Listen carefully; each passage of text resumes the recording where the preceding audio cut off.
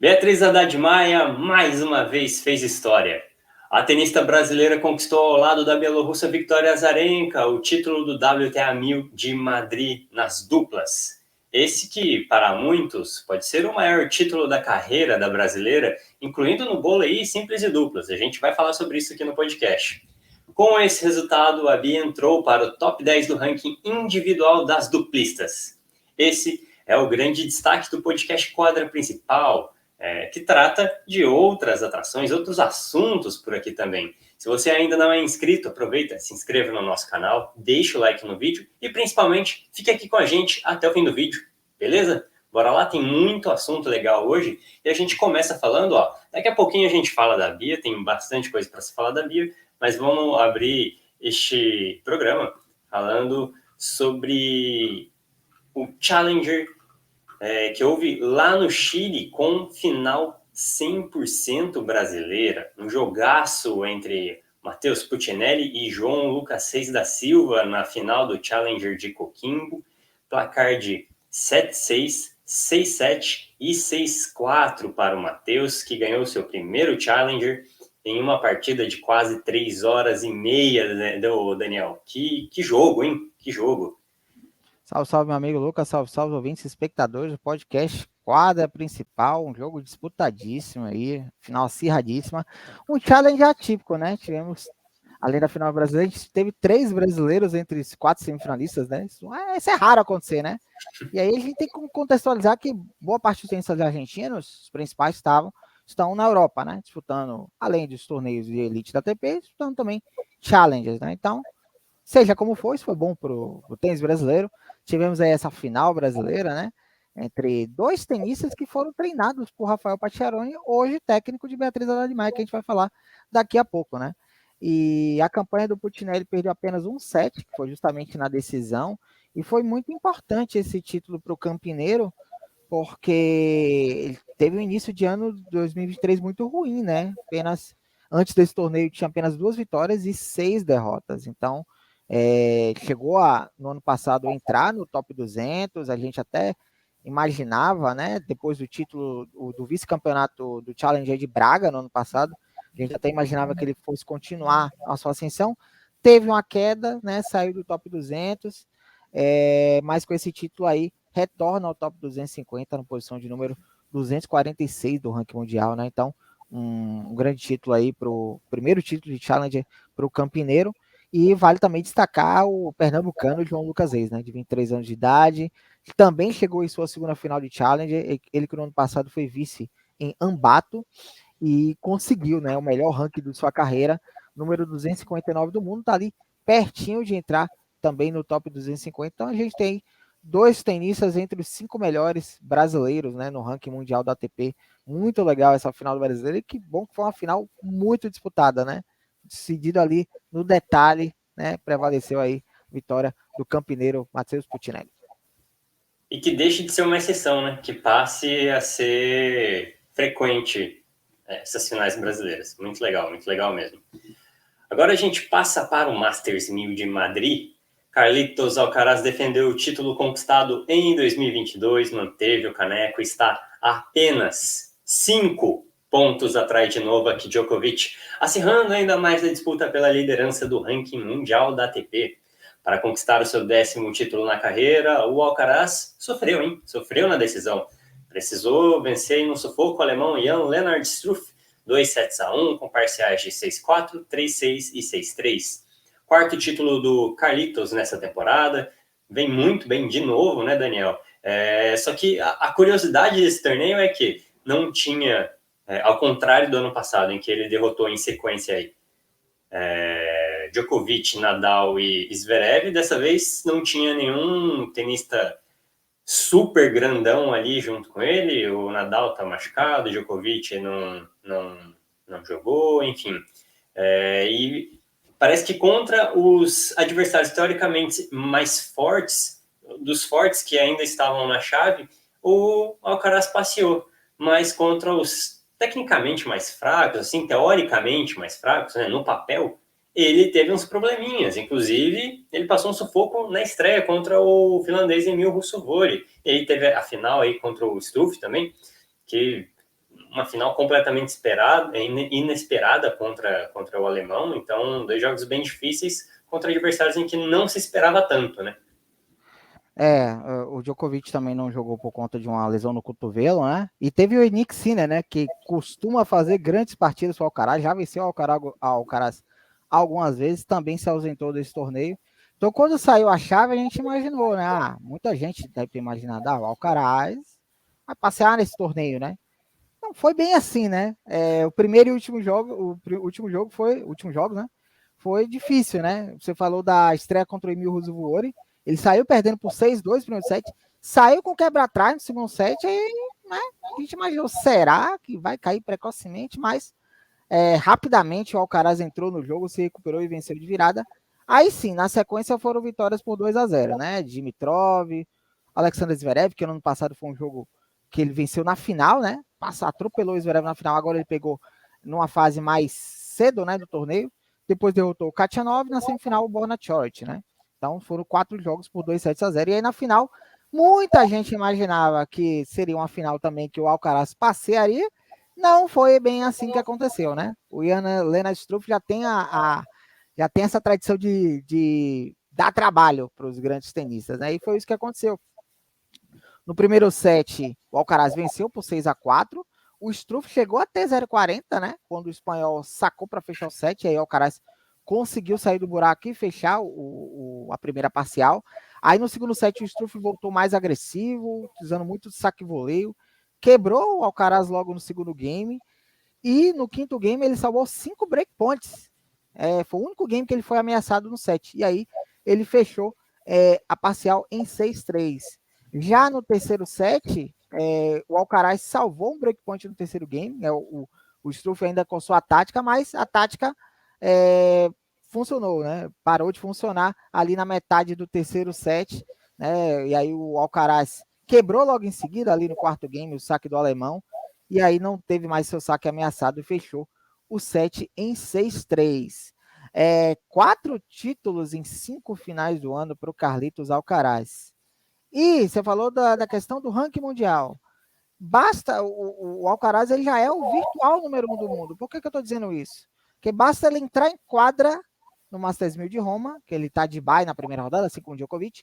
Basta ele entrar em quadra na sua estreia no Masters 1000 de Roma, que ele já vai assumir a liderança do ranking mundial ao final do torneio, independentemente se o Djokovic conseguir defender o título na capital italiana. Então a gente vai ter, né, o Alcaraz como principal cabeça de chave em Roland Garros. E vale também mencionar a grande campanha do Jan-Lennard Struff, alemão de 33 anos de idade, primeiro lock-loser a chegar em uma final de Masters 1000. E na semifinal, o curioso é que ele ganhou do Karatsev na semifinal, o russo que havia vencido o alemão na rodada final do quali, né? Quis o destino que ele se reencontrasse na semifinal, e aí o Struff deu troco, né? Venceu, chegou em sua primeira final de Masters 1000, a segunda na carreira, ele que havia sido vice-campeão em Munique, né, 2 anos atrás, e com essa campanha atingiu o melhor ranking da carreira, 28º lugar, primeira vez no top 30, e com isso, né, muito provavelmente será cabeça de chave no Grand Slam em Paris. Agora a gente continua em Madrid. Olha só. Vamos para o WTA 1000 de Madrid. Aquilo que parecia impossível há algum tempo aconteceu.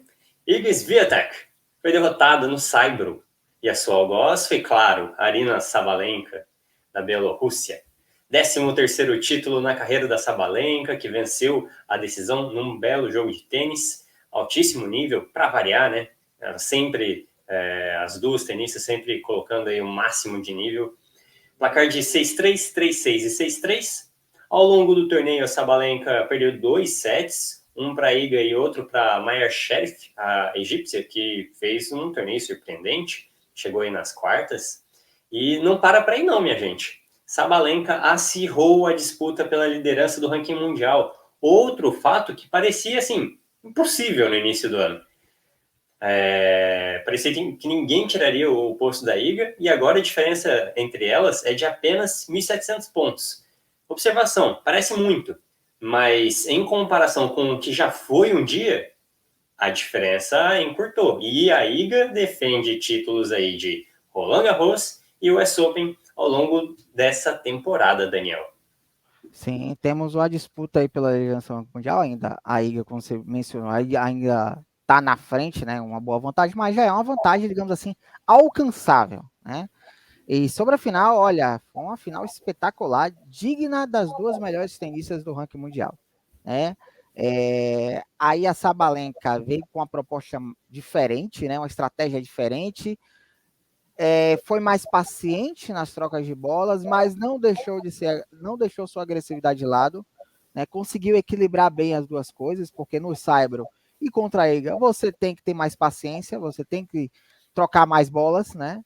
E ela conseguiu fazer isso muito bem. O primeiro set deu Sabalenka 6-3, né? Ela desperdiçou 2 breakpoints ali no sexto game, mas conseguiu a quebra no oitavo game para fechar em seguida. No segundo set, a Iga já veio diferente, já veio com uma postura diferente, uma postura mais agressiva nas devoluções de saque da Sabalenka, funcionou, né?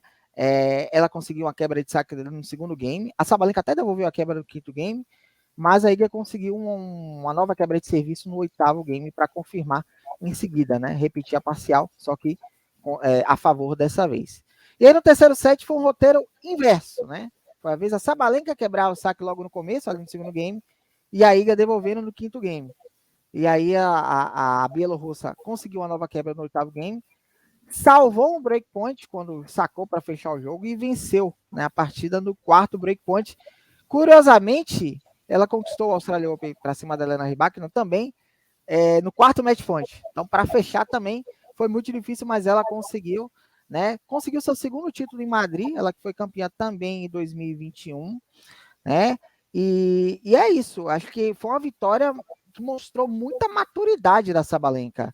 Eu acho que também o título dela no Australia Open meio que deu uma destravada nela, porque na verdade eu já apostei no título da Sabalenka no Australia Open, né? Eu já estava achando que ela estava evoluindo legal. A gente abordou muita questão do saque, que ela melhorou a mecânica de saque dela na reta final da temporada passada. Já vinha muito mais com outra postura, ganhou o título e agora, né, tá voando, né? Tá voando. É a melhor tenista da temporada, né? Diz a corrida, né, para o WTA Finals. Mas eu vou agora deixar de lado a quadribola e já lançar algumas polêmicas que tivemos no torneio. Essa, por incrível que pareça, é a menor delas, tá? Os dois campeões de Madrid, coincidentemente, fazem aniversário no mesmo dia, 5 de maio. Carlos Alcaraz e Aryna Sabalenka. E aí tivemos uma das polêmicas que foi a questão do bolo, né? Que o Alcaraz recebeu o bolo na quadra, um bolo de 2 andares, aquele bolo, parece que bolo de festa de 15 anos, né? De formatura e tal. Enquanto o Sabalenka recebeu um bolo mais simples no vestiário e tal. Então, muitos abordaram algumas questões aí.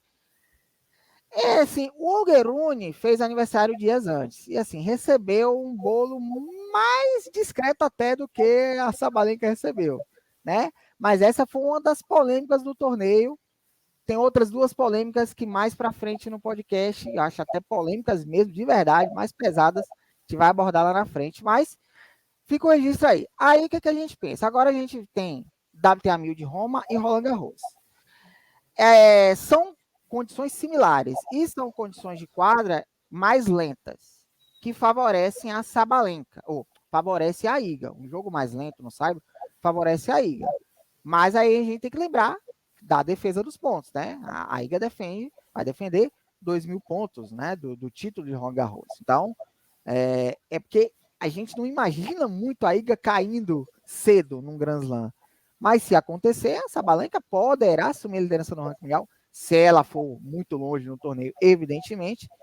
Em Paris, quem sabe? Aí você tem o Wimbledon, que não vai valer pontos, que não valeu pontos ano passado, então ninguém defende pontos. Então tudo que você conquistar, né, vai computar no seu ranking mundial. E tem o US Open mais para frente. Então sim, temos uma disputa pela liderança do ranking mundial.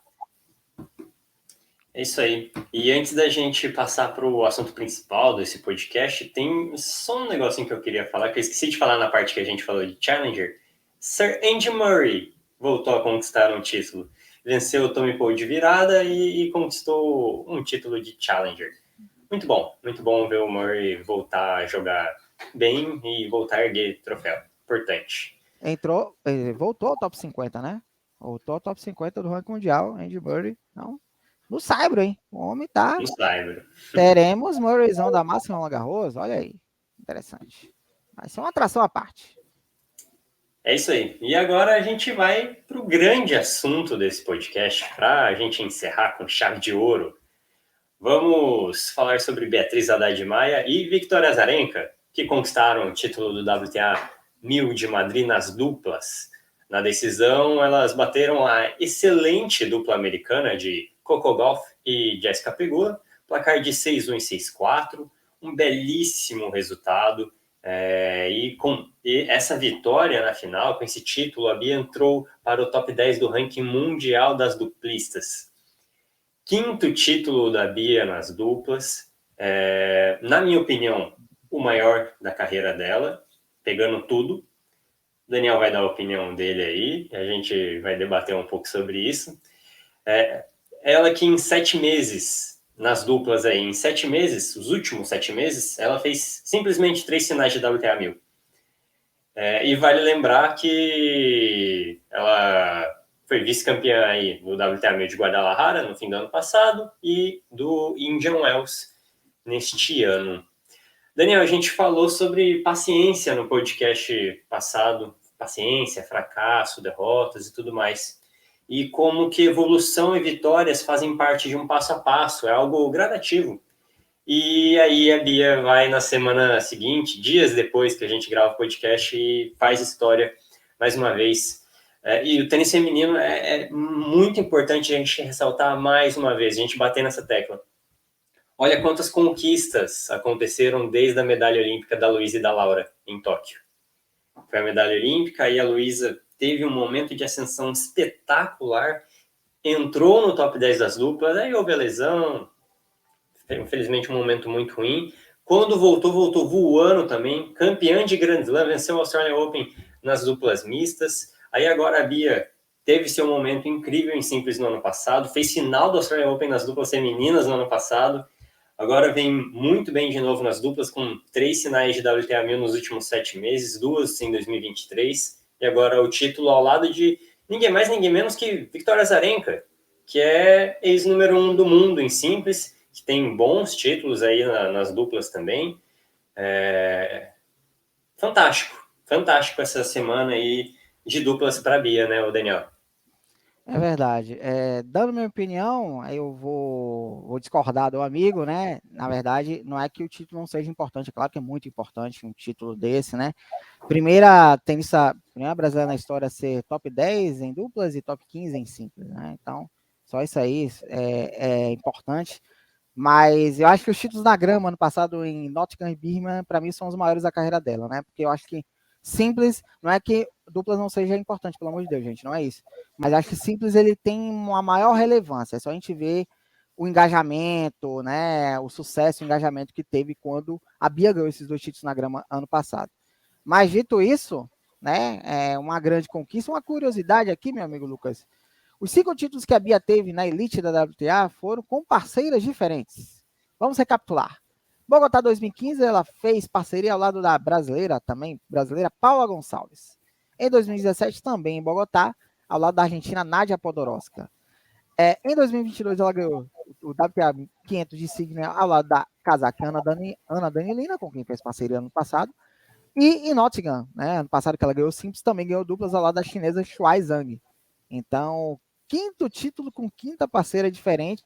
E o que a gente vê nessa temporada, Bia, é que ela tem jogado duplas mesmo para manter o ritmo de jogo, para ganhar confiança. Então, ela não, ao contrário do ano passado, que ela fez praticamente a temporada inteira com a Ana Danilina, ela está fazendo com parceiras diferentes. Ela foi vice-campeã em Indian Wells com Laura Siegemund, com a alemã Laura Siegemund.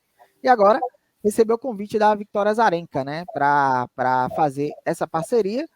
E teve muito sucesso, né? O que a gente tem observado é que sempre quando a Bia cai cedo em torneio grande simples, ela vai bem nas duplas e parece que ela joga mais solta, sem responsabilidade. E o que a gente viu na final foi a Bia muito solta. Foi se divertindo em quadra. É claro que você tem que competir mas você tem que se divertir também. E eu vi uma Bia muito leve, muito solta, vi isso ao longo do torneio, mas na final em especial, se divertindo em quadra mesmo. Então, enfiando a mão na devolução, acertando tudo, foi algo impressionante, né? Ganharam da dupla principal, cabeça e chave, né? Galf Pegula, que tinham tirado a Luiz Stefani e a Gabriela Dabrowski, né? Nas quartas de final, né? Não foram aos gols da Stefanovski. Então a Biarenka, né? O time aí já começa com título, né? Já começa com essa conquista. E Victoria Azarenka já convidou a Bia para fazer parceria em Roma, no WTA de Roma, e Roland Garros. Olha a moral que a brasileira tem no circuito. Uma tenista na magnitude da Azarenka fazer esse convite para a brasileira. E você falou da Azarenka, né? Eu falei no podcast da semana passada que, independentemente do resultado da Bia, o mais importante essa semana para mim era essa troca, esse intercâmbio com a Azarenka. Não só pela questão mental, que eu acho que é uma coisa que me preocupa muito na Bia, e a Azarenka domina muito essa questão por tudo que ela passou, mas também pela mentalidade vencedora que a Azarenka tem. E que com certeza a Bia aprendeu muito com a Bielorrussa. É só a gente ver o cartel que a Vika tem, né? Ex-número 1 do mundo, 21 títulos na carreira em simples, 2 vezes campeã de Grand Slam, né? Ambas no Australian Open. Nas duplas, ela foi top 10 também, ela foi 7 do mundo. Tem 10 títulos, né? Com este, tem 10 títulos na carreira, né? Nas duplas. E uma curiosidade que ela foi campeã em Madrid em 2011, nas duplas, ao lado da russa Maria Kirilenko. Lembra dela? Maria Kirilenko. Então, eu acho que o mais importante, claro, o título foi muito importante, colocou ela pela primeira vez no top 10, você está ali na primeira página do ranking, não importa aí se é simples ou se é duplas, é muito gratificante, eu imagino. Mas, Lucas, eu falei de outras 2 polêmicas aqui, né? Que eu ia falar, polêmicas muito mais importantes até do que a polêmica do bolo, né? Eu acho que a polêmica do bolo, acho que a galera quis puxar mais a sardinha para o Alcaraz, que era espanhol e tal, né? Tanto que o Rune também recebeu um bolo muito mais discreto que a Sabalenka. Mas essa aqui foi terrível. Na final de duplas, né? Tanto a dupla vencedora como a dupla perdedora não fizeram aquele tradicional discurso, né? De agradecimento ao público, aos patrocinadores, à torcida, papapá. Nenhuma das duas fizeram o discurso de agradecimento. Se a gente puxar a final de duplas masculinas vencida por Khachanov e Rublev, a dupla russa, eles fizeram o discurso de agradecimento. E aí não tem nem a desculpa de que, porque a desculpa foi que para preparar a quadra para a final masculina de simples entre Alcaraz e Jan Lennard. Mas o jogo durou 1 hora e 6 minutos. A final de duplas masculina durou 1 hora e 9. Então foi praticamente o mesmo tempo. Por que as duplistas não puderam nem agradecer ao público que foi lá prestigiar? E aí a gente viu tweets da Coco Gauff, tweets da Victoria Azarenka, outros retweets da própria Pegula, da Ons Jabeur também, que se manifestou, falando desse aspecto. Então, para mim, uma falta de respeito tremenda, não apenas com as tenistas, mas também com o público. O público que foi lá prestigiar o evento. E outra segunda polêmica que teve também no torneio foi a questão da organização colocar modelos, né, como pegadoras de bola. Normalmente a gente vê em torneios crianças, né, como pegadores de crianças ou adolescentes como pegadores de bola. A gente vê modelos como pegadores de bola, modelos usando mini saias. Aí acho que depois da repercussão negativa e ainda aliado ao fato das tenistas não terem discursado, né, após a premiação, na final entre Alcaraz e Struff já colocaram as modelos com uma calça, né?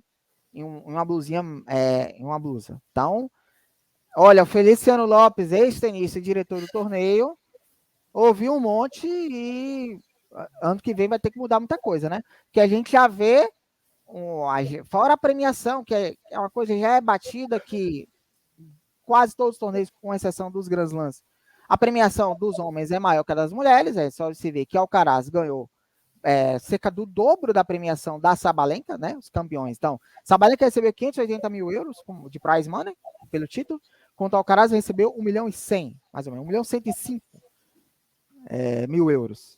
Então, a gente já vê a disparidade aí, né? Então, essas coisas, né?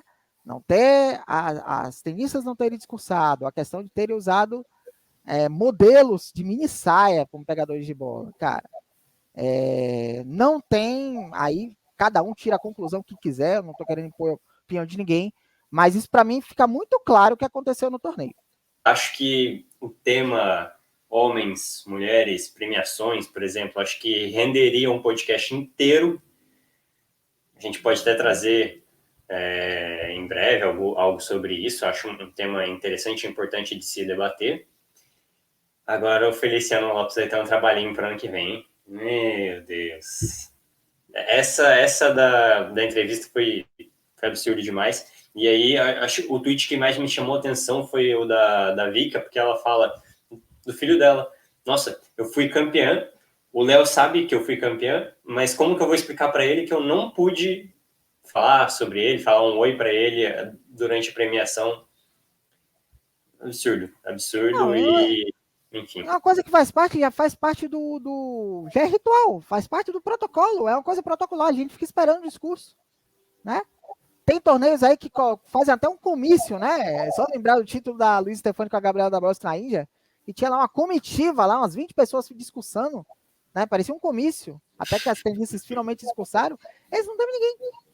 As minhas receberam lá o troféu e fim de papo. Sendo que a final masculina só ia acontecer 1h30 depois. Não era uma coisa que a programação estava apertada, né? Daqui a meia hora vai começar. Não, foi 1h30 depois. Daria tempo. Pô, 5 minutinhos ali, gente. O que custaria as 4 falarem por 5 minutinhos, né? Somado todo mundo ali. Não ia custar nada para arrumar a quadra ali. Não teve nem a chuva de papel picado que teve nas finais de simples, para ter que limpar a quadra toda. Então, pisaram na bola rude, erraram rude, pisaram na bola legal a organização do torneio de Madrid.